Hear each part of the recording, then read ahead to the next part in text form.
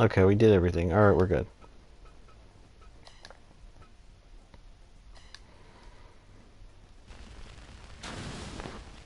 Here we go. We have to start again because the dumb game froze.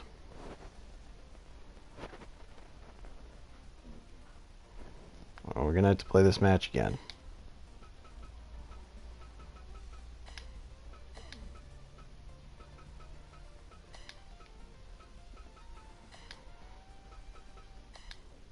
Let's speed it up to 150.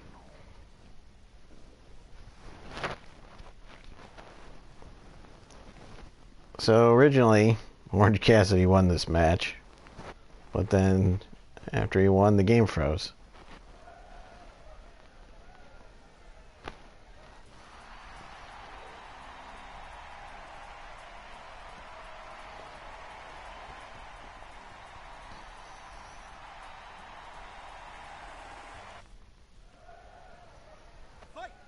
Alright, we'll just get right into it. Skip the intros. Smiley Kylie Ray versus Squeezed Orange Cassidy. These two, again, as I mentioned before, in the last stream before the damn game froze, have met in a singles contest in real life back in April of this year, April the 17th, on an episode of Beyond Wrestling Uncharted Territory, Season 1, Episode 3. Orange Cassidy was victorious in that match. That was their one and only meeting. There's a charity case right off the bat. Shotzi, or sorry, I keep saying that. Kylie looking for a quick victory. Scooping a slam and a fist drop from OC. Forearm from Kylie. I don't know what he was looking for there, but he missed and got caught with the drop kick. And another drop kick from Kylie. Kylie Ray now shoots off Orange Cassidy. Went for a drop kick, swatted away. Seating super kick. Seated super kick, kneeling super kick, whatever. Strike exchange and OC gets the better of it. Snap suplex. Kylie staggered, sends OC into the corner. Step up in Zaguri from the freshly squeezed one. DDT drops OC. OC looking to get back on the mountaintop after losing that Kaiju Deck Heavyweight Championship many moons ago. There's a Yoshi tonic from Orange Cassidy and a 2 count only. As Kylie got the shoulder up. Countered that Hurricane Rana into a power bomb with a jackknife pin. But the rope break is there to save Orange Cassidy. There's a leg roll clutch and a 1 count only. Drop kick into the corner. And a twist of fate followed up by Orange Cassidy going to the top. Hits a missile drop kick to the back. Side kick misses, but the DDT connects. And another one. Roll up. 1 count. Inzaguri. A thumbs up and a super kick. Followed by the people's elbow. Flying head scissors from Kylie and a senton from the top. And a run. To the top. Somersault senton from the top from Kylie Ray. Is this enough? But no, Orange Cassidy got the shoulder up at 2. Big backhand chop, and that could be it. No. There's a Russian leg sweep signature move from Kylie. Orange Cassidy out on his feet. But caught her with that twist of fate. And a knife edge chop. Arm drag. Does the old pose.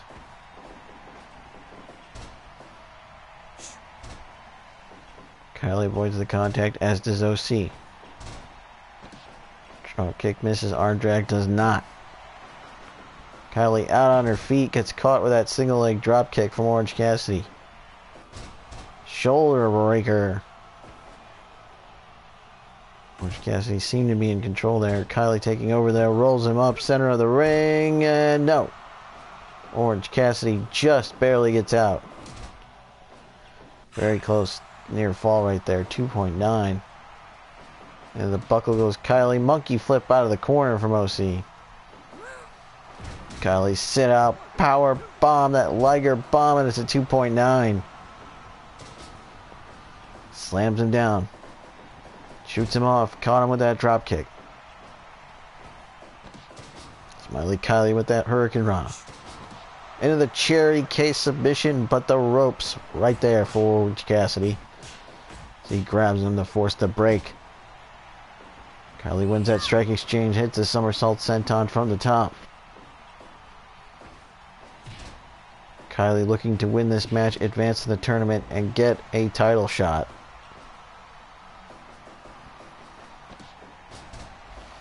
But she is in there with a former champion, Orange Cassidy.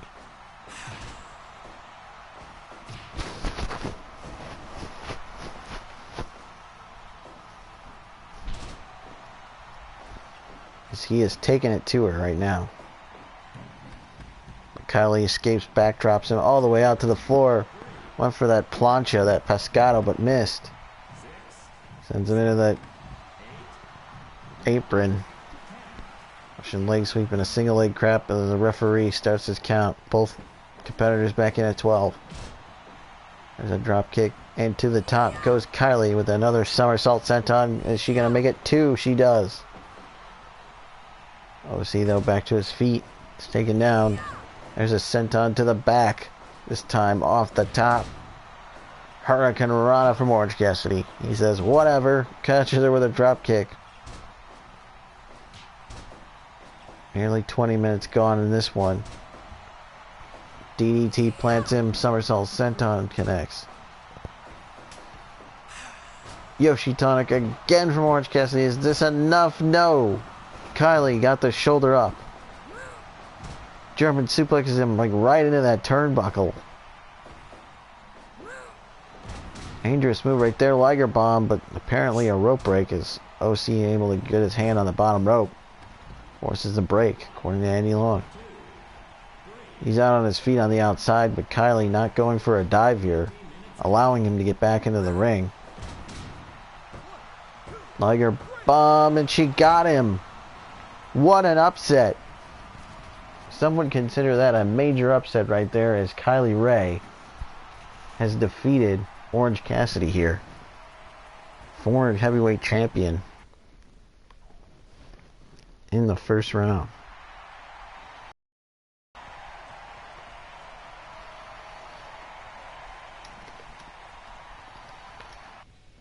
%100% match evaluation.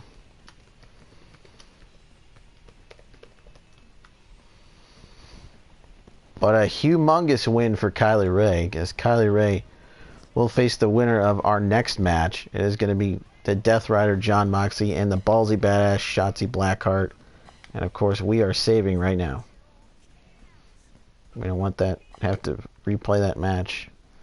Hopefully the stream does not conk out on us again. Well, the stream didn't conk out, the game conked out. Hopefully the game does not freeze again.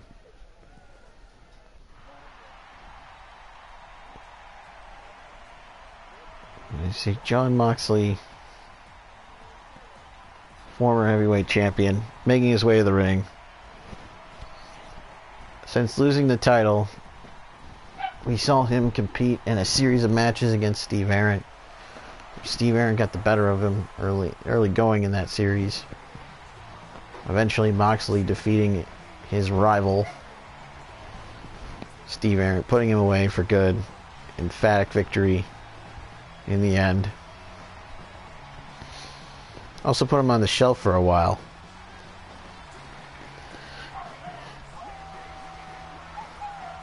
After that, Moxley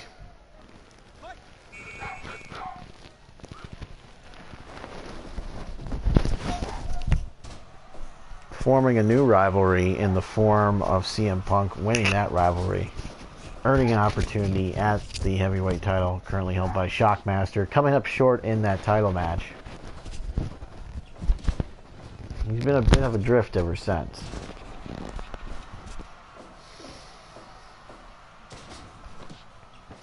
Last month we saw him successfully team with his former tag team partner from back in the day, Sami Callihan, to defeat the team of Aaron Xavier and CM Punk.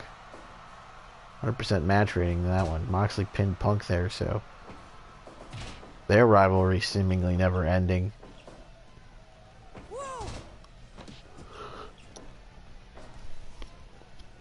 But Moxley definitely wants to get and win here, advance to the tournament. Wants to win this tournament to get another shot at Shockmaster and to get back that title. And it's been quite some time since he has been away from the title scene. And quite some time since he's been the champion. So you know he wants that title back.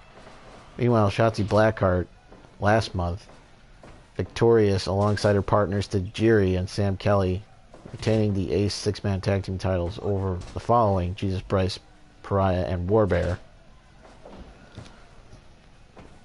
She is also the current MLW Junior Heavyweight Champion, former Kaiju Attack Junior Heavyweight Champion as well, former Ace Heavyweight Champion twice over, looking to become the Kaiju Attack Heavyweight Champion for the first time. Again, this is the second match in our 8-person tournament. The winner of this tournament will go on in July to challenge the Kaiju Attack Heavyweight Champion, currently the Shockmaster. Already we've seen in the first round Kylie Ray defeating Orange Cassidy to advance. The winner of this match will face Kylie Ray in the semifinals. Or would that be the quarterfinals? I think it's the semifinals. Either way. Back elbow in the corner from Mox. Meanwhile, in real life, both these... Oh my god, Moxley just biting the forehead of Shotzi Blackheart. Now she's busted open.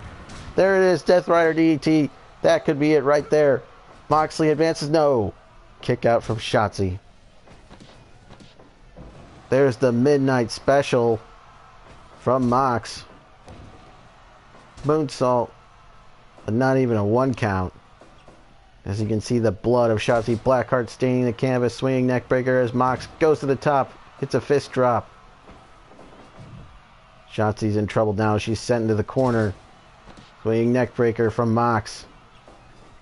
The Death Rider in control. Has got her hooked up with that hook and ladder. And then just stomps her right in the face. Ballsy Badass off the ropes. Hits the senton. Does Shotzi.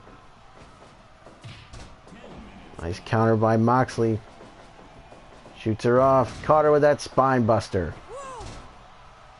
An arm drag from Shotzi. Goes after the knee now of the Death Rider. As he sends her to the outside. As I was saying, oh my god, kicked her right in the crotch. See the blood of Shotzi staining the floor mats on the outside. German suplex, no bridge on that one. All impact on the floor. Moxley again goes to the crotch. Sends her face first into the barricade. It got till 20 to get back in. Tells the fans he thinks that they're number 1. Or number 11 if you want to look at it that way. Absolute chaos from the Death Rider here. This guy is a wild man for sure. But Shotzi Blackheart, they call her the Ballsy Badass for a reason. She's not going to give up easily.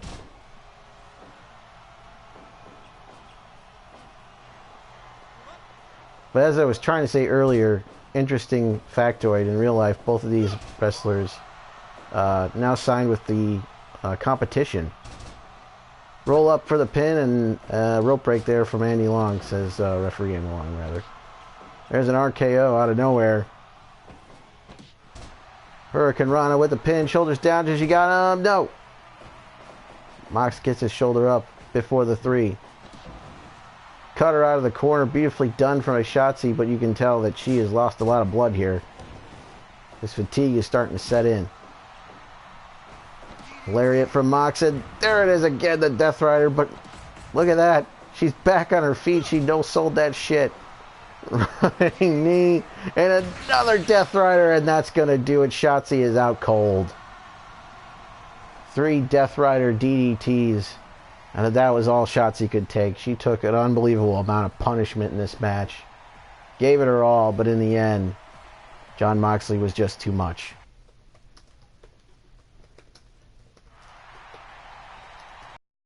%93 with the KO. In the first round match to advance. And he will face Kylie Ray in the second round. As I was trying to say earlier, Moxley signed with AEW. Now Shotzi Blackheart has been signed with the WWE, as she has signed a contract and will report to NXT in the very near future. Don't know when exactly that's going to be. But she was offered the contract this weekend at the Evolve show by NXT General Manager William Regal. And she accepted, so now she is part of the NXT roster. She's still going to be booked for the next month.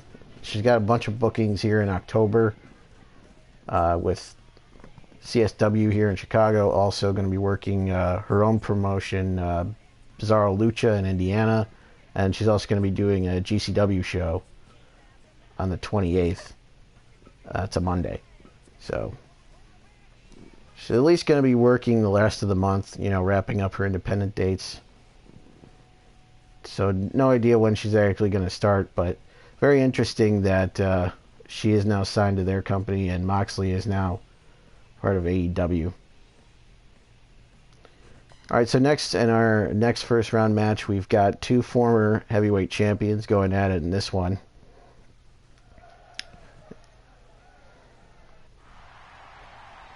Is the monster of a man known as the Murder King, Sam Kelly. Now we saw Sam Kelly come into the promotion as 1/2, or 1/3 rather, of the Ace 6-man tag team champions with the aforementioned Shotzi Blackheart and the Japanese buzzsaw Tajiri.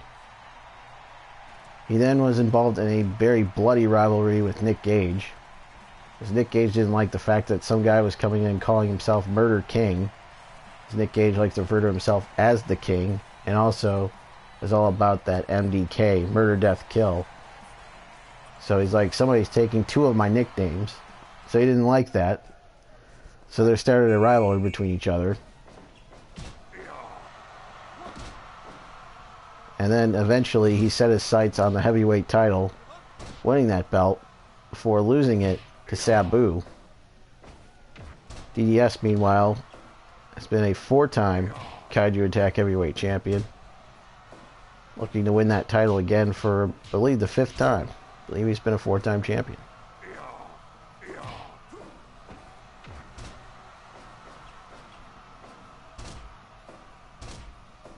So a heavyweight showdown here. And there you see Sam Kelly, not afraid to break the rules, using that fork, stabbing the forehead. The neck, the forehead, whatever, of DDS, and kicks him in the face. Hanging vertical suplex from Sam Kelly as the Murder King is now in control of DDS, and now has got that single leg crab applied and stomps on his head.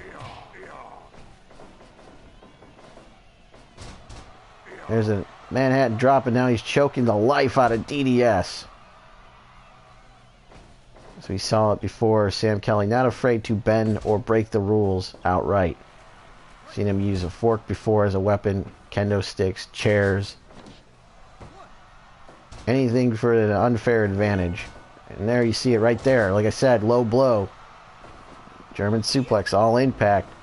And a vertical suplex from DDS. Covers him, but now only a 1. It's going to take more than that to beat this big man. You see he's biting the man. He's tearing the flesh. This DDS is now busted open.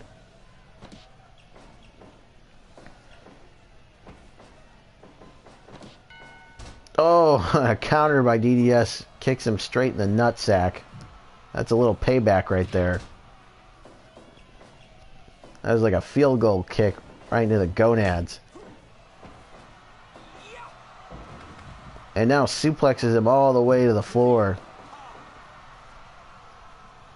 DDS trying to get the crowd behind him. As you can see, he is wearing the proverbial crimson mask, as Gordon Soley would say. There's a sledging blow to the back of the neck. Deadlift German again from Sam Kelly. Has him up. Ushigoroshi right across the knee. And now just choking DDS. This is a illegal move, by the way. Has till 5. Risking disqualification there. Stalling suplex sends DDS to the floor. All the way to the outside. Back suplex on the outside. Kendo stick in hand, but DDS, delicious driver on the floor. Hits his finisher on the floor. Sam Kelly taking a bite out of DDS on the outside. He's got to get back in. They have till 20. Exploder suplex. Signature move right there from DDS. Is that enough? You see the blood really now pouring from the forehead. DDS, delicious driver, but again the ropes right there. The long legs. Sam Kelly coming into play. He says that's it, it's over. But DDS fights back with a headbutt and hits a splash off the ropes. But a rope break saves Sam Kelly right there. Mule kick to the nutsack. And a splash from the top. Delicious driver this time. Does he have him? But again, his foot too close to the ropes. He's got to hit that close to the center of the ring. He wants to get the win. There's a lariat. Sets him up. Jumping power bomb. Shoulders down. No. 2.9. Big time kick out there from the Murder King.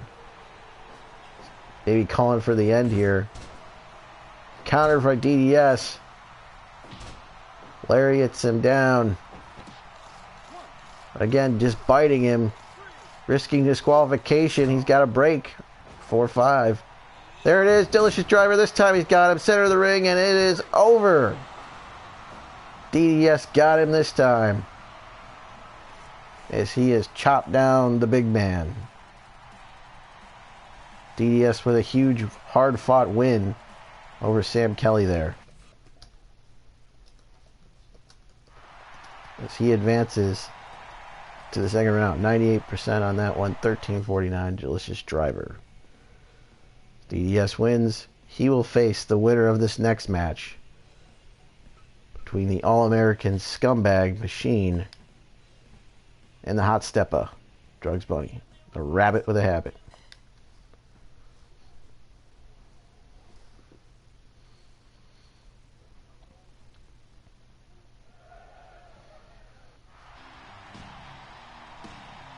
And here he comes, the big man, the All-American Scumbag, former heavyweight champion in his own right, Machine. And he is always pissed off. That is just his natural disposition. Doesn't matter what side of the bed he gets on, doesn't matter if someone pisses in his Cheerios or not, he is always angry. That is just his natural mood. Meanwhile, we've got the rabbit with a habit, Drugs Bunny, the Hot Steppa. We know his one weakness is for that white powder. You know what I'm talking about. I'm not talking about flour, kids. There's a poke to the eyes from a Machine. Both these men, former heavyweight champions. Drugs Bunny has won that title at least, I want to say, 3 times over. And has won several other titles in this Fire Promoter mode. One of our most successful wrestlers in the promotion. One of the most popular wrestlers. And there's the figure 4 leg lock. Woo! Machine, a former champion, was probably only the second or third person to hold the title. Since then we've had about 22 other guys hold the title. I'm not exaggerating. And he's only been champion one time. You know he wants to get back that title. He hasn't held in quite some time. In that time, though, since he's been away from the heavyweight title, he has formed a very successful tag team with the underwear model Eric Priest. They're multiple-time tag team champions. Longest reigning tag team champions as well. There's a splash off the ropes. That could be it, but Drugs Bunny, the cocaine fueling him, able to kick out at just one. Not even a one count there. See, he's got a burst of adrenaline right now. It's from the yayo. Not for that mist, but he missed the mist. And again misses the mist. See, conditioning is going to play a factor in this thing. The longer this one goes, it's going to favor Drugs Bunny.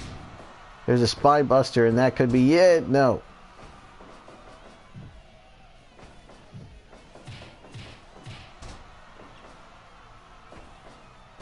And there's a DDT planning machine, but he's back to his feet. Coke slam! The Coke slam, and that could be it. Two. No! Machine just got the shoulder up at 2.9 and then gets suplexed all the way to the floor. Machine's got a chair. And a big boot. Caught him right in the face. There's a jawbreaker. Great counter into the stretch muffler. Not enough wrestlers do this move anymore, the stretch muffler. Machine and I think Sami Callihan are the only two wrestlers I know who do this move. There's a pile driver. It's planning him. And there's a neck breaker from Drugs. Gets caught with that jawbreaker again. Machine loves to use that spear as a finish. Goes back to that stretch muffler. That submission. Almost like a horse collar. There's the old kitchen sink move. And a running power slam. Goes for the cover, but he's too close to the ropes. Drugs Bunny knows better than that. There's an X Factor. 10 minutes gone in this one as he sends him into the buckle. Now he's caught in the tree of Joey Lawrence. Whoa. There it is, the world's strongest slam. And there's some clubbering bros right there. They be clubbering, Tony. They be clubbering. And a rake to the eyes and a headbutt as Machine back in control of this one. Drugs Bunny doesn't know where he is. He got caught with that spear. That's his finish. That could be it. And, oh, just barely got the shoulder up.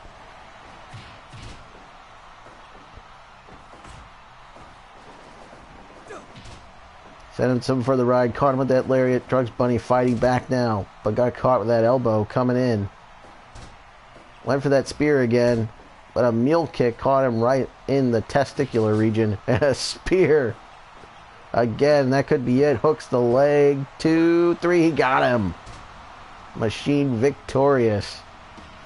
Or Drugs Bunny, big win for the All-American scumbag.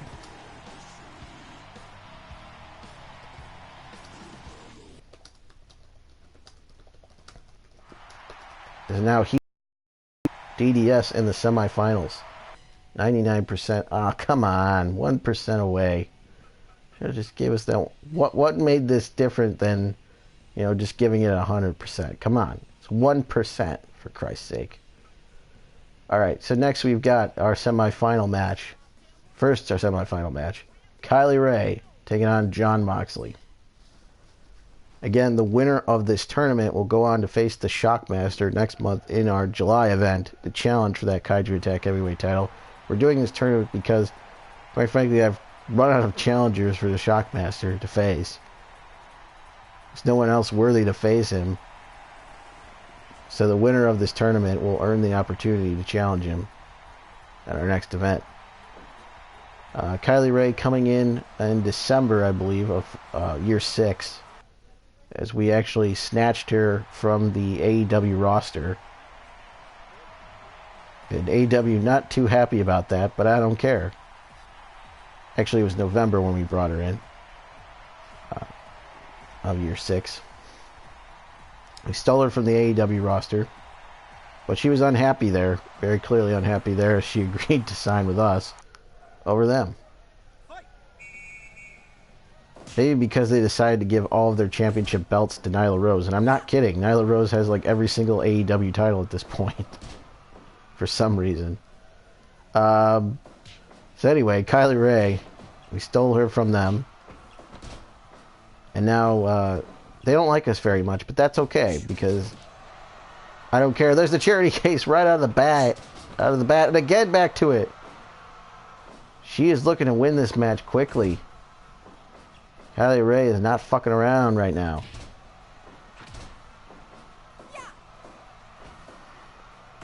But anyway, back to what I was saying about Kylie Rae. Quick cover, but not even a one. Back to what I was saying about Kylie Rae. Coming in November. Actually lost her debut match. But then picked up a big win in December over Shotzi Blackheart. That match gaining 100% match rating. The crowd particularly liked that one. And then in January, she picked up another win over Toni Storm.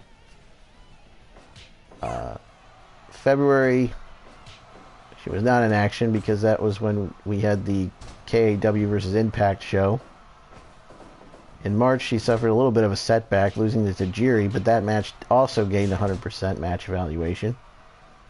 And then in April, she picked up a win over Sami Callihan in emphatic fashion. She beat him in under 7 minutes. Just beat the brakes off of him. Whooped his ass. And then she got her win back against the man she lost to in her debut, Ricardo Lewis, in a lucha-style match that also gained 100% match rating. And because of her great performances over the last several months, I decided to put her in this tournament. And so far, she knocked off a former heavyweight champion in Orange Cassidy, looking to knock off another former champion here in Jon Moxley. Punch her ticket to the finals. It's going to be no easy task. That headbutt right there seemed to have busted Kylie wide open. Suplex reversal. There's a Rana there. Moxley looking to get the title back. After losing the title, he went into a bit of a rut, if you will. Actually losing several matches to Steve Arrett in what many considered huge upsets. But eventually injuring Steve Arrett and then winning that feud. There's the Death Rider, but Kylie back to her feet on the single leg crab. He eventually won that feud. There's a deadlift German and a lariat as they're brawling on the outside of the ring, risking getting counted out here. She's got him in that crossface again. Back in. Moxley's got the chair. Swings wildly. Almost hit the referee with that. There's the Midnight Special onto the chair. That could be it. But no, he just decides to kick her in the crotchal region. Now he's biting her in the forehead. Moxley does not care if you're a man, you're a woman, you're something in between, you're an alien, whatever you are. A bear, he will fight you, he will bite you, and he will do whatever it takes to win. There's the old finish right there. The old dirty deeds, if you will. Done dirt cheap. Kylie back to that single leg crab. Trying to get a submission. It's going to be hard to tap out Moxley, though. Unless you got a hold of his testicles, because Steve Arrett actually beat him with a testicular claw. True story. You can watch that video on my YouTube channel. Death Rider, and then, that could be it, but Kylie no-sells that shit, and then takes a bulldog. Headlock for her trouble. Gets slammed. But Kylie now in control of Moxley. Sets him up. There's the Destroyer. That could be it. Both hands pressed. And Moxley got the shoulder up for the 3. And now they're just throwing bombs right here. A lariat, but a drop kick by Kylie wins the battle. Swinging neck breaker from Moxley, and he says, fuck you. It's caught with a Rana, and she gives a thumbs up. Two polar opposite personalities in this match. For sure. There's the dirty deeds. Mox off the ropes, catches her with a lariat. Rolls him up. That could be it. 2. No. Just out the back door. Before the 3. Charity case, and that's a critical. Not very often do we see finishers cause criticals in this game. But Kylie Ray's charity case crossface submission hold is one of the most devastating moves in her arsenal. We've seen her win several matches with that thing. And right there, she got the critical on Moxley as he went to sleep. Knocked him the fuck out. Kylie Ray with another humongous win as she advances to the finals of this tournament. 1631 KO. Another one where they gave me a 99. Come on. That should have been 100. Alright, let's condense some of these saves. Reason why I'm saving after every match is because we tried to run this tournament before in the other stream, and after the first match the damn thing froze. The game froze. So I don't want that to happen again. And we had to replay the whole tournament. And what's funny about it is Orange Cassidy actually beat Kylie the first time around, but because the game froze, that didn't save. So Kylie Ray ended up getting a second chance here, thanks to the game freezing. So sorry, Orange Cassidy. Alright, so on to our next semifinal matchup. Two guys that don't particularly like one another. Two guys that have wrestled each other in several different match types, including a vicious dog collar match, which DDS suffered a concussion.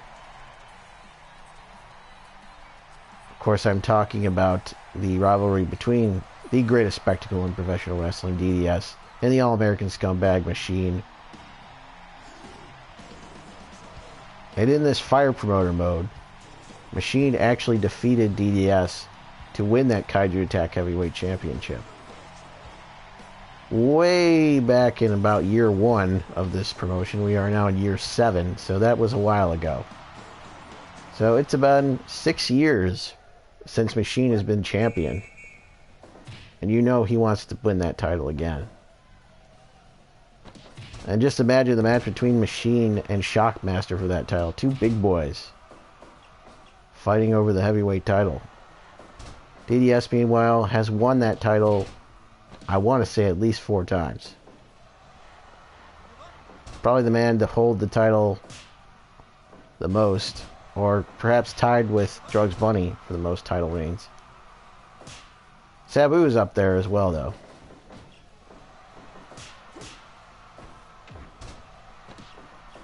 I would have to look through the title history, but it's pretty close. Goes for the power bomb, but reversed into a backdrop. DDS now with the gobble clutch applied to the Machine. Again, if you're just tuning in, this is the #1 contender to the KAW Heavyweight Title Tournament. We've already witnessed the first round and the first of the semifinal matches, as Kylie Ray defeating Orange Cassidy in the first round. Jon Moxley defeats Shotzi Blackheart. DDS defeats Sam Kelly, and Machine defeats Drugs Bunny. And then in the semifinals, Kylie Ray defeating Jon Moxley to advance to the finals. So the winner of this match here between Machine and DDS will face Kylie Ray in the finals, and the winner of the tournament will go on to face the KAW Heavyweight Champion at our July event rather, for the Kaiju Attack Heavyweight title, which is currently held by the Shockmaster. Yes, the Shockmaster. And yes, I'm talking about that Shockmaster. The guy who crashed through a wall on the Flair for the Gold segment. He is our champion. Defeating Sabu in our December event, year 6, December, and actually retiring Sabu, as after that loss, Sabu decided to retire. So Shockmaster beat him so badly that Sabu decided he wanted to quit.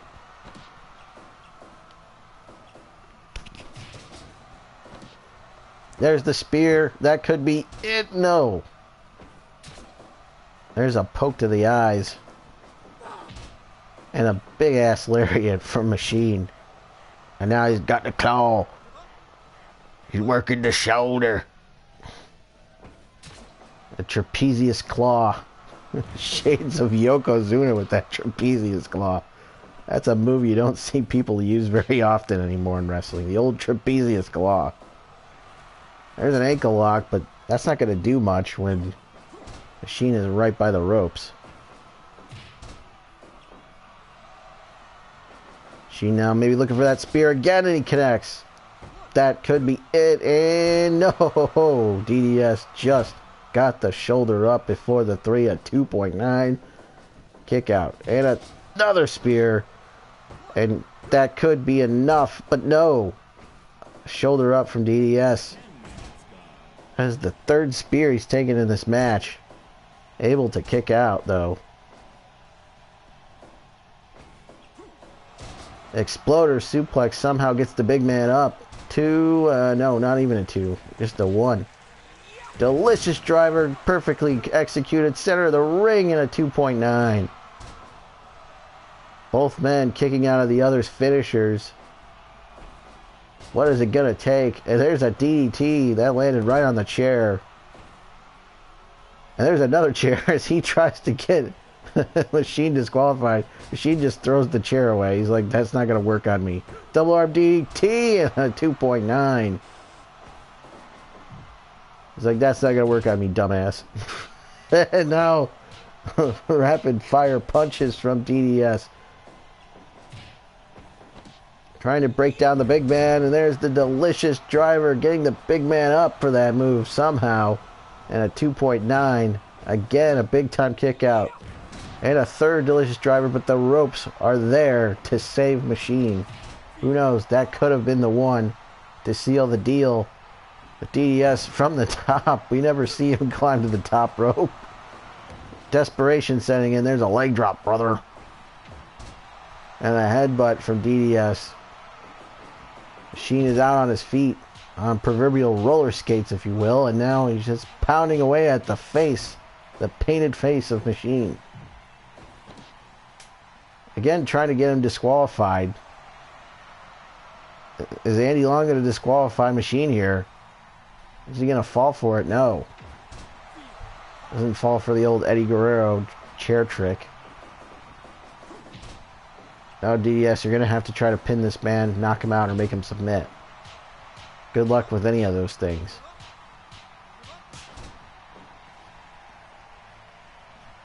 Not going to be able to cheat your way to the finals. Even though he is a good guy, a babyface, if you will. But there's the fourth and final spear, and that was enough for Machine to punch his ticket to the finals.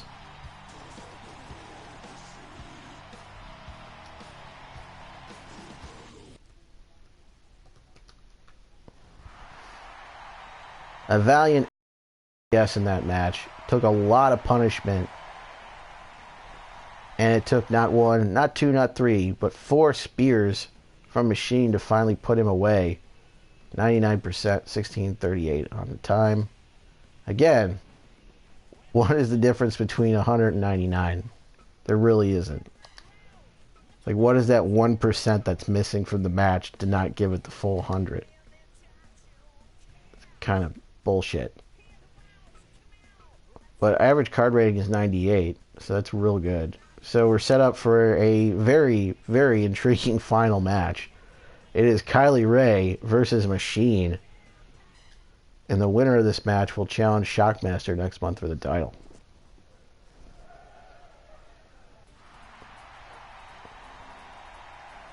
Well, Kylie Rae has defeated 2 former champions already. 2 former Kaiju Attack Heavyweight champions in this tournament already, defeating Orange Cassidy and defeating another former champion in Jon Moxley. Can she make it 3 in a row and knock off another former champion in Machine and punch her ticket to the July event for the title? It's not going to be an easy task. She is giving up a lot of size, a lot of power, a lot of strength to the All-American scumbag Machine. And he is relentless.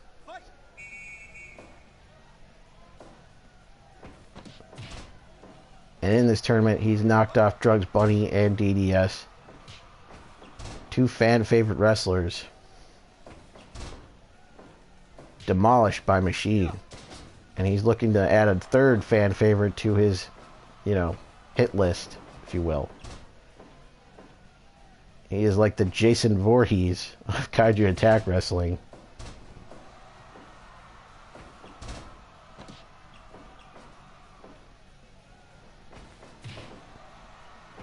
Kylie Rae is going to have to use her quickness, her speed, to her advantage. And her conditioning. So you have to think the longer the match goes, the more it favors her. In terms of tiring him out.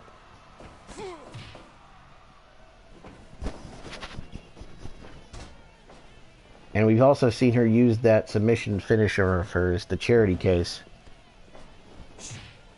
Saw that knockout Jon Moxley in the last round. If she can get that on the big man, we knock him out, or maybe, even maybe, force a rare submission on Machine, because she doesn't tap out very often, folks.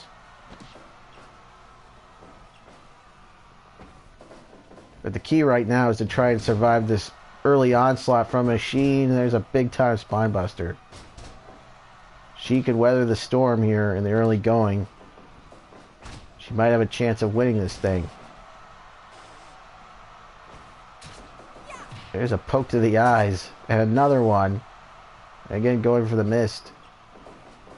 Irish whip off the ropes, but got caught with that knee. Kylie got the better of that exchange and hits a somersault senton from the top. That's what she needs to do if she wants to beat the big man here. Caught him with that leaping enziguri. And a soul butt to the top of the somersault senton. Big man out on his feet. Gets caught with that enziguri. Went for the spear but missed. Shoots him off. Caught him with that backslide pinning predicament. This could be it, but no. Machine just able to get out of that. Big time sit out powerbomb. I don't know how she got him up, but she did. Got a 2 count there. Just splashes her right in the corner though.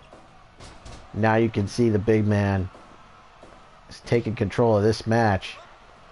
Got her in the gobble clutch. Break her back. Make her humble. Shake it, baby. There's a Rana from Kylie. What gets caught with that double arm DDT. And then a spear right after. And that could be all. But no. Kylie Rae showing her resiliency. Kicking out of 2.9. There's a sledge from the apron. And just whacks her right in the face with the chair. Machine does not give a fuck. He doesn't care if you're a man or a woman. He will beat the shit out of you regardless. Risking a count out there. He's got another chair. Super kick from Kylie. To the top and hits a somersault senton. Drags him out. Goes for the cover. Did she get him? No. Machine kicks out. 2.9. Big time body slam into the single leg crab. Is she going to tap him out? He's way far away from those ropes. He's in the center of the ring where the Planet Coffee, Planet Caffeine logo is. By the way, Planet Caffeine, one of our sponsors. Get all your caffeine needs at Planet Caffeine. Double arm DDT and a cover and a 2.9. Went for the Hurricane Rana, but she caught with a powerbomb, stacking her up, but a 2.9 from kick out. And a big time slam. And a leg drop follow-up. from Machine, and another slam, this time onto the chair, and a spear, and that could be all, and that is it. Well, one hell of an effort from Kylie Ray. The Machine just proved to be too strong. In the end, hits her with that flurry of offense. And the spear puts her away. 13-41. This Machine wins this tournament. And will now face off against the fellow big boy, Shockmaster. Those two competing in the big boy tournament. Which, by the way, is also available on my YouTube channel. You can watch the whole tournament there. So Kylie Ray, again, losing to Machine here, but she put up one hell of an effort.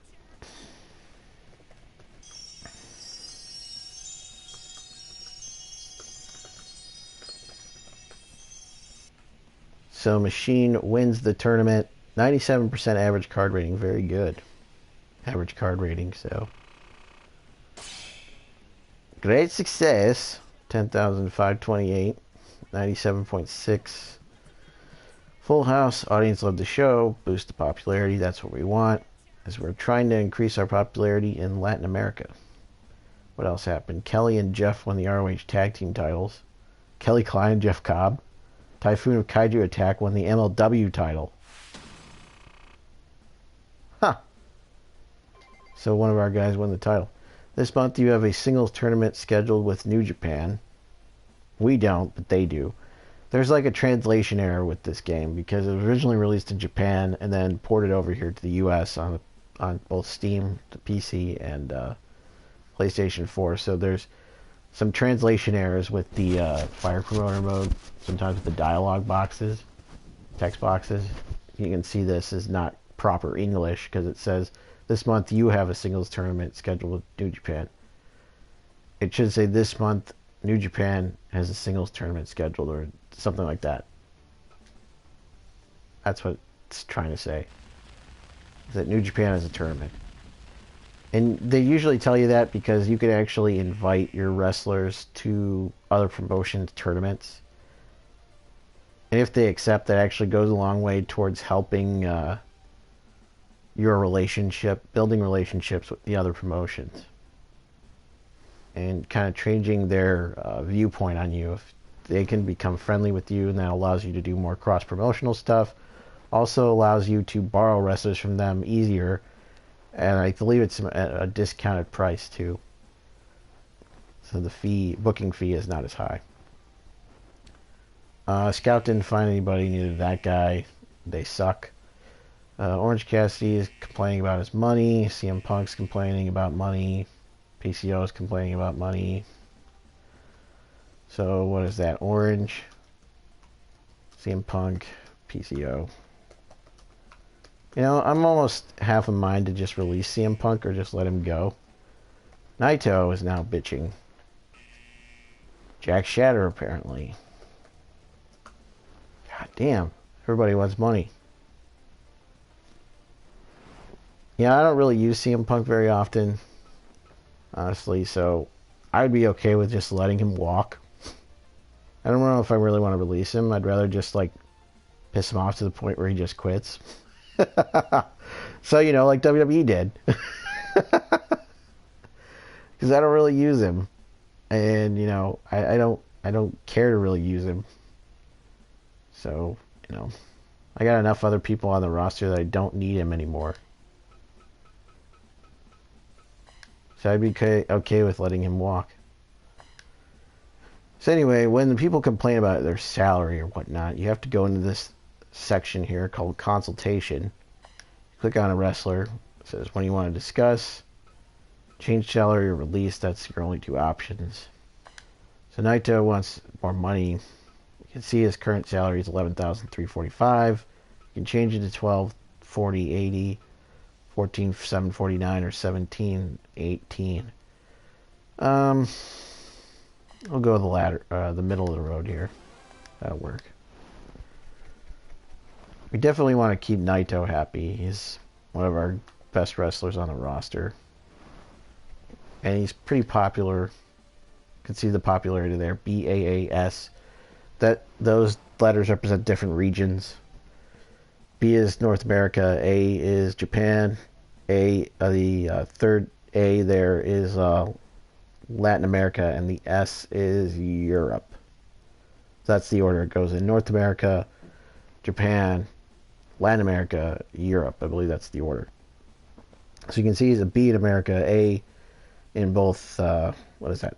Latin America, Japan and Latin America, and an S in Europe. Apparently the European fans love them some Naito. Alright, so the other person that was complaining was Orange Cassidy. Where is Orange Cassidy? He's over there. See, he's very popular in the U.S. and an A across the board otherwise. So we definitely want to keep him happy. But also, I personally am a fan of his, so I want to keep him on the roster. We'll go middle of the road here, too. Who else is complaining? I wrote this down so I wouldn't forget. So they throw all this information at you. CM Punk, PCO, and Jack Shatter. Alright, let's see. What's PCO making? 11,411. He's another guy I don't use that often. We'll just give him a slight bump. Don't get me wrong, fan of PCO. I just don't use him as often as I'd like to. Jack Shatter wants a raise, apparently. He's the only Jack I know on the roster. So, that's who I'm pretty sure they're talking about. And he's only making about 3,626, so you know what? I don't care about paying him extra. CM Punk's the only guy that I'm... Let's see how much Mr. Phil Brooks is making anyway. How much are you making, Phil? 8,835. That's not that bad. When I see something ridiculous, look at how much Steve Arrett's making. 7,355. Let me see if I can find somebody that's making less than him. Well, Eric Priest is making less than Steve Arrett. That's a little ridiculous. Tajiri's making less money than him. Oh, man. Bryce Benjamin making less money than him. Alright. Where are we at?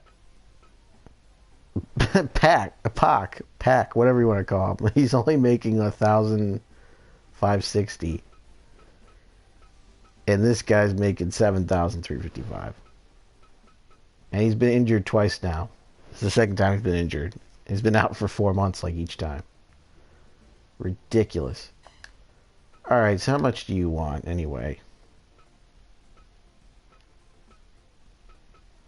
I guess we can give him... I only want to give him like 9,000. There we go. We'll make sure that he's at least making a little more than Steve Arrett.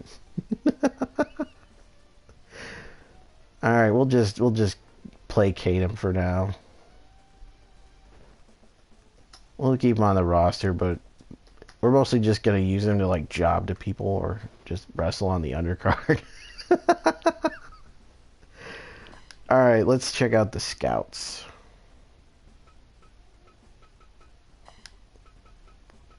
The scouts in this game really suck too, by the way. They hardly find anybody. And it's not like there isn't anybody out there because I put in a ton of extra wrestlers in this. Because you can add more wrestlers to your fire promoter mode as it goes on.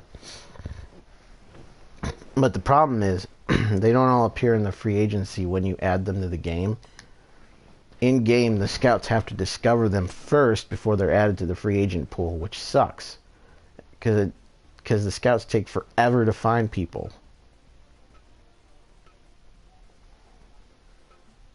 I'd rather it just like if you could just add them to the game and they just appear in the free agent pool. You don't have to worry about scouts finding them. That'd be much, much easier. Because it took them forever to find Ernesto Aguilar, Warbear. I've been waiting for months for them to find him. They finally did. They still haven't found Elena Black or Pat Monix or Renvar the Raider or any of these other guys that I added to the game. Stupid scouts. They're terrible. Alright, we could attempt to sign someone. There's a lot of big name free agents available. Run through the list real quick. Wait, did somebody sign this generic? One of the generic guys? Let's see. I just want to look and see real quick if somebody signed one of the generic wrestlers. So this is an entire roster of just generated characters generated by the game. Generic wrestlers. Not real wrestlers, they're just created in-game. This is also a fictional promotion created by the game. You can import promotions that you set up in-game and also wrestlers to the game to make it more authentic. Which is why we have MLW. And MLW's roster is razor thin. They started out, trust me, they started out with a lot more wrestlers than this. But they cut like everybody, or everybody like quit. So they're down to like 4 wrestlers. And one of them's hurt. So they have 3 wrestlers. They're going to run a show with 2 guys, basically. 1 match. With 2 guys wrestling. They've got Teddy Hart. They've got Myron Reed. And they've got these 2 generic jabronis. And one of them's hurt. Impact, meanwhile, they cut their roster down as well significantly. They've only got 10 wrestlers. Brian Cage, Eddie Edwards, Rich Swann, Michael Elgin, Moose, Ortiz, Santana, Jake Christ, Dave Christ, and Desmond Xavier. The other 2 members of the Rascals quit. They're like, fuck Impact Wrestling. Okay, yeah, ROH signed this guy, Warren Watson, the Midnight Knight. I was wondering where he went, because he was in the free agency pool for a long time.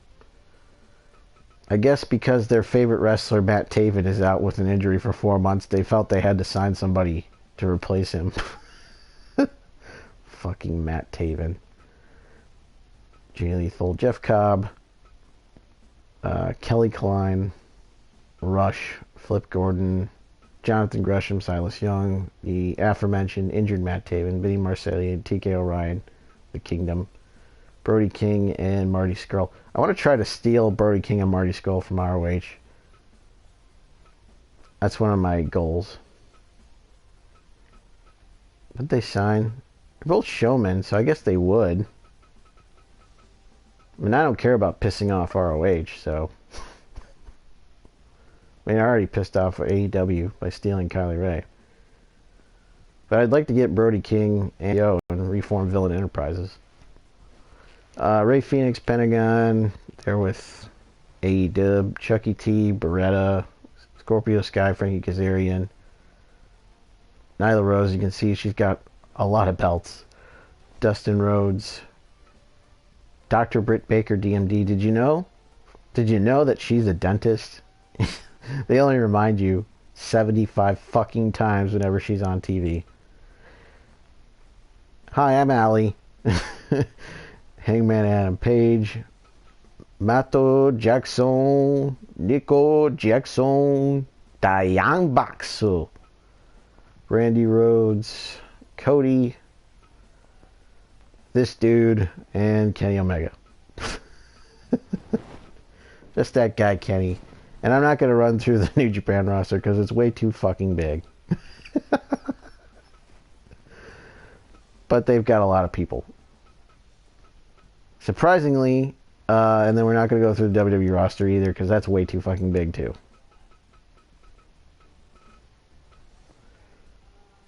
Surprisingly, both Hiroshi Tanahashi and Kazuchika Okada have left New Japan.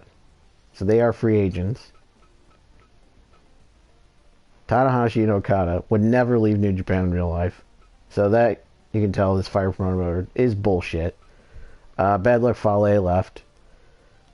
I find that surprising too. Considering New Japan's like the only place that books him. And the only place that continues to actually push him sometimes. Suzuki also quit, and he won their belt and then quit.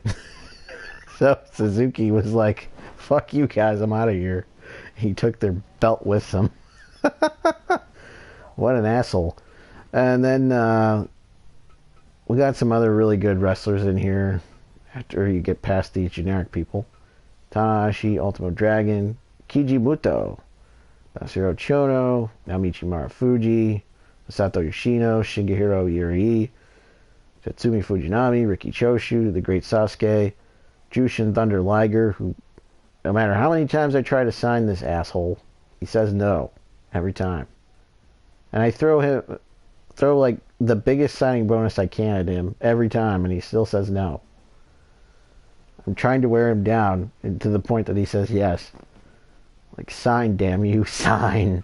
Okada. Some guy named Ken. We should sign this guy just because his name is Ken. Deathblow. Ken. This guy, elite wrestler. Why isn't he signed with the AEW? I mean, that's perfect nickname for AEW. Elite wrestler. The macho ghost himself, that spooky specter. Ooh, yeah, dig it. How can I age if I'm a ghost? Yeah. Because it says he's 72. How can I even wrestle people in this game if I'm a ghost? Ooh, just go with it, yeah. This guy, that guy, Suzuki, Io Shirai, Bad Luck Fale, as I mentioned before, Arisa Hoshika from Stardom, Andres Miyagi from Stardom, Jungle Kiyono from Stardom, Kazushi Sakuraba, and Kitsuya Kitamura, if you remember him from the old New Japan Young Lions. Unfortunately, he suffered a really bad injury to his ankle or something and was forced to retire from wrestling. But he's in this game, so that's why he's there.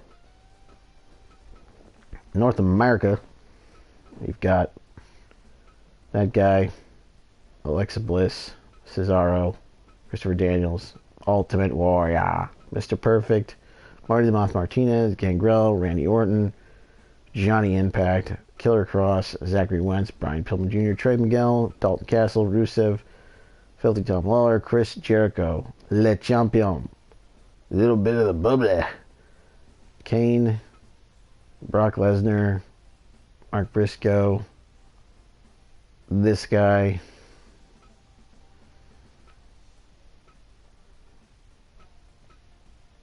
Austin Aries, Shinsuke Nakamura.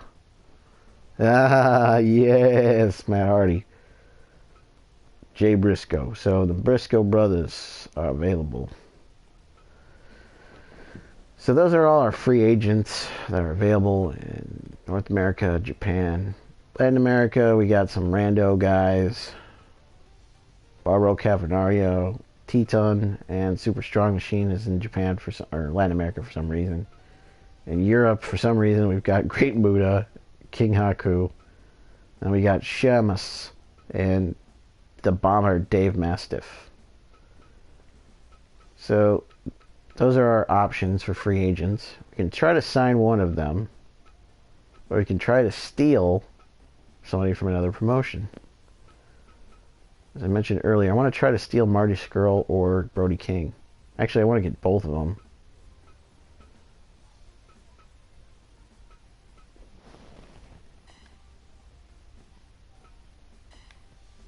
He doesn't like us.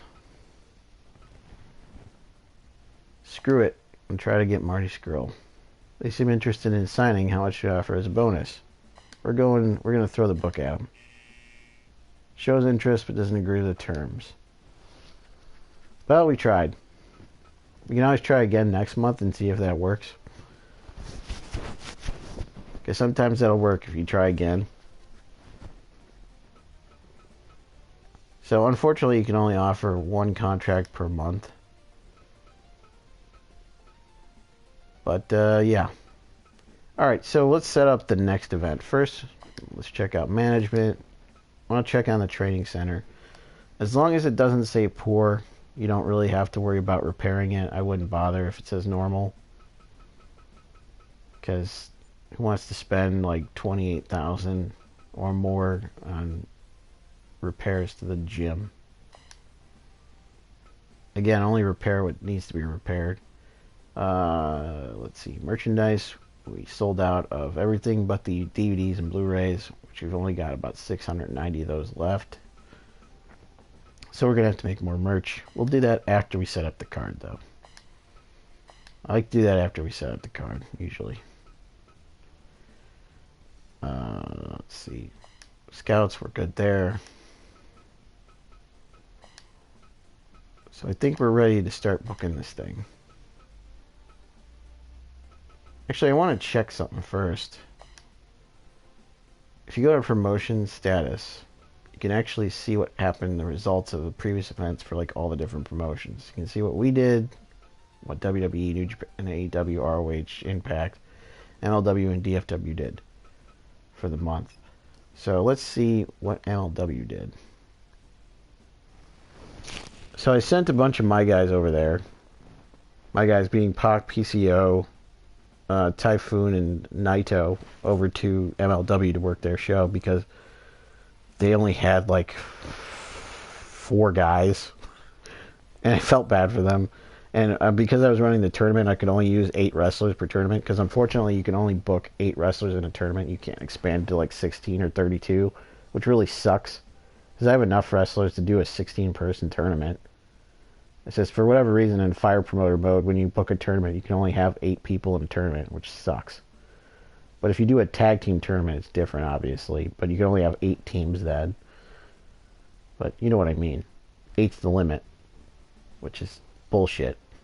Because in the normal tournament mode in the game, you can have up to like 32 wrestlers or teams or whatever in the normal tournament mode in the game. But in the Fire Promoter mode, for some reason, it limits you to just 8 wrestlers or 8 teams. Anyway, I didn't want the rest of my roster just kind of sitting around, so I sent them out to other promotions that I'm friends with to work shows. And I felt bad for MLW because I only had 4 people, so I sent a buttload of my guys over there. So Pac beat Teddy Hart, PCO beat Myron Reed. Then their match, that guy beat that guy. And then Typhoon beat Naito in the main event. And I think that was actually for the MLW title.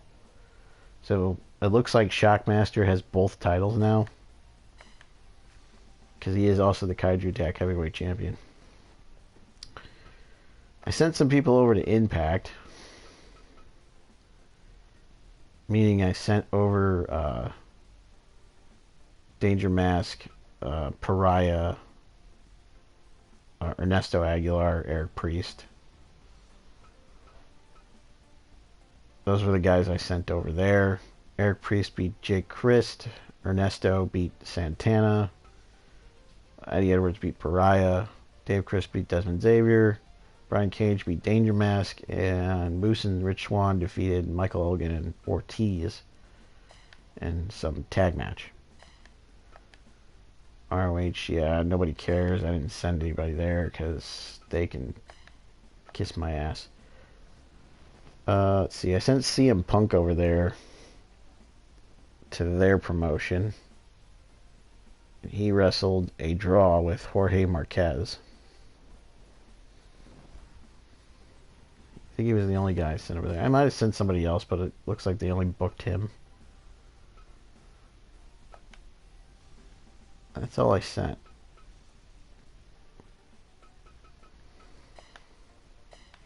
The rest of this stuff is what they did. You can see we did the tournament last month. Alright, so a few title belts. Scroll down. And yeah, he did beat Naito for that belt. Son of a bitch. Alright, so let's book this show. Let's go to the event. Book event, damn it.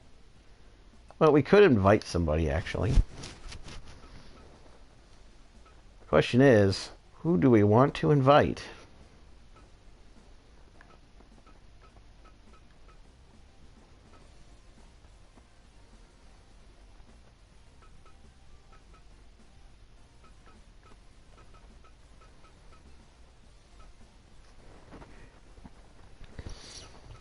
A little bit of the bubbly. Le Champion, Chris Jericho, with his Omaha Steaks. Oh, get Jay Briscoe. Well, Woken Matt Hardy. Or a double Austin Aries.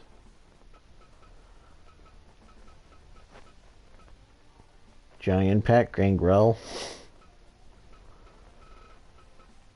Macho Ghost is available.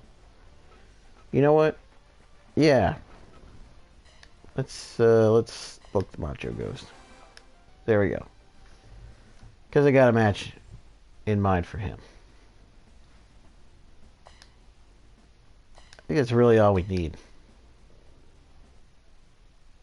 We're not going to invite anybody.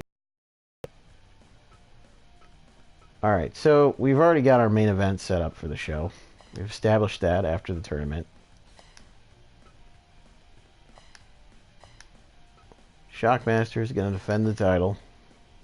He is going to defend against the man who won the tournament last month, Sheen. Question is, which Machine attire will we choose?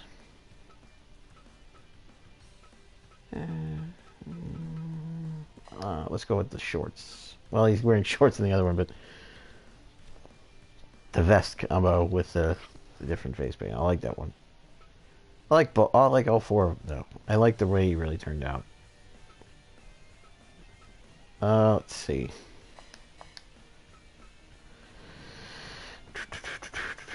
Oh yeah, I had an idea for Macho Ghost. Macho Ghost. Last time I booked him, we put him in a match against Nick Gage.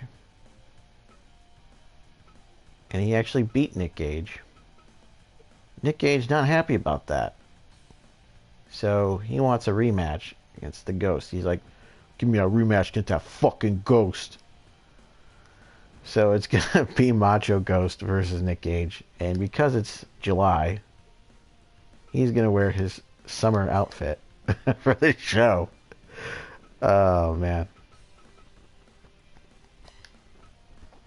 Nick Gage, meanwhile, we're going to put him in the blue shorts this time. So that's our semi-main event.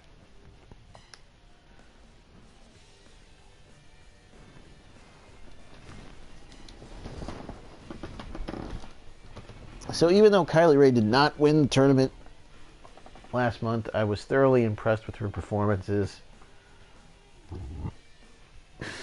So much to the point that I think she has earned a shot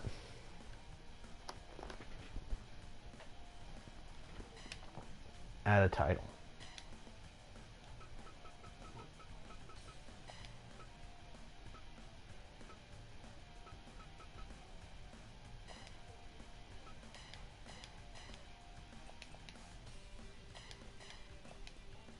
Oh, yeah, I gotta go here, configure title match. We could give her a junior title match. We could give her an MLW junior title match. We could give her the Ace Heavyweight title match. We're going to put her in there with Pac. We're going to give her the Ace Heavyweight title match. It's going to be Kylie versus Pac for the Ace Heavyweight title. Alright, so prior to our tournament, what happened in the month of May? Hold up, I'm pulling it up. I've got this written down in my Google Docs.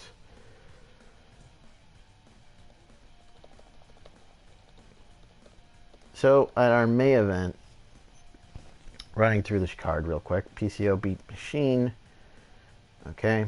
Pac Typhoon, or Shockmaster, and Naito defeated Danger Mouse, Jack Shannon, and Nick Gage. Alan Brown defeated Tony Storm by knockout to retain the junior title, Kaiju Tech junior title.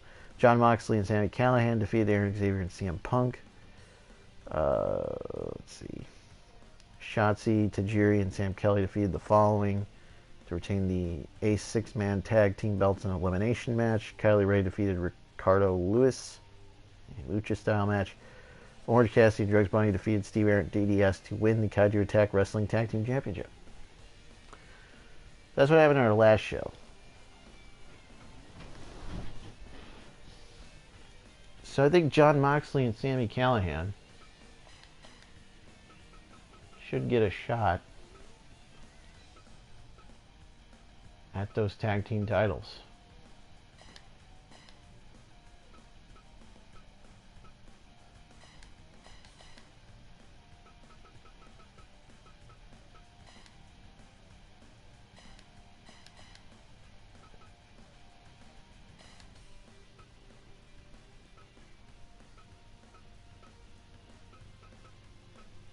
We'll go that one.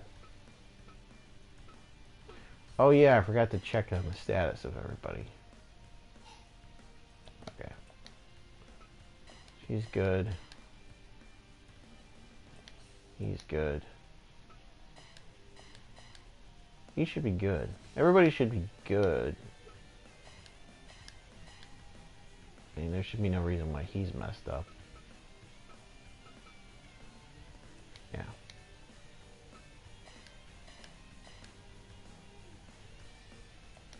Okay, it looks like everybody's okay.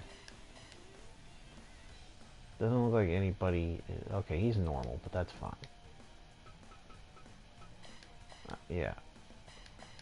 What I'm looking at is the thing where it says condition under attack and defense. And you don't want to run people out there that are in poor condition, because that really increases the risk of them being injured. You don't want that. But it looks like everybody's in good condition, so there should be no reason why anyone can't wrestle tonight. Shotzi is normal, and she's got some red body damage, so maybe I should give her the month off. And I'm probably going to have some extra people, or an extra person, anyway, so we'll probably just give her the month off. Alright, so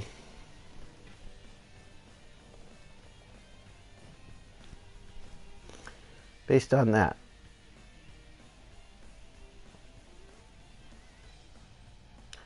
so DDS beat Sam Kelly in the first round of the tournament before losing to Machine.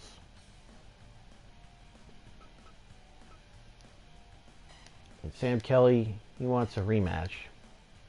This time not in the tournament against DDS. I've decided to grant him one, so it's going to be DDS. It's the Murder King, Sam Kelly. Good luck with that, beard boy. You beardo. Alright, skipped over a spot in the card. Looking at what we've got left, we've got Naito, Tony Storm, Jack Shatter, Danger Mask, Alan Brown, PCO, Shotzi, Eric Priest, Eric Xavier, Tajiri, CM Punk, and all three members of the following. So Naito unexpectedly lost the MLW heavyweight title at the MLW show last month to Shockmaster, or Typhoon, whatever you want to call him. Lost the title there. So I did not expect that to happen. Naito wants to get back on the winning track. I like how they have old school Naito in here. Naito wants to get back on the winning track.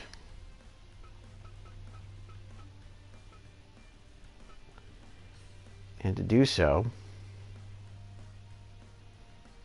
we're going to have him wrestle